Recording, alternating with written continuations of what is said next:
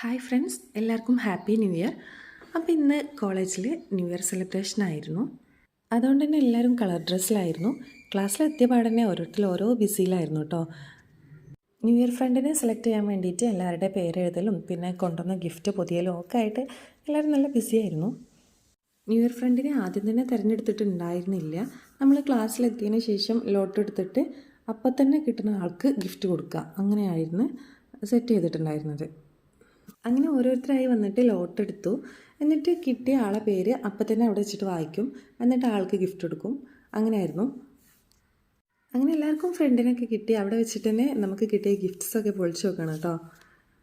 അപ്പോൾ എനിക്ക് കിട്ടിയിട്ടുണ്ടായിരുന്നത് ഈ ഒരു ഗാലക്സി ആയിരുന്നു കേട്ടോ.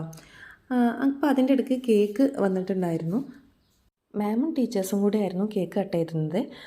അങ്ങനെ കേക്ക് അറ്റാക്കിംഗ് ഒക്കെ കഴിഞ്ഞു. ഞങ്ങൾ നേരെ ഫുഡ് കഴിക്കാൻ വേണ്ടിയിട്ട് അൽഫറൂജ് പോയി. അപ്പോൾ ഇത്ര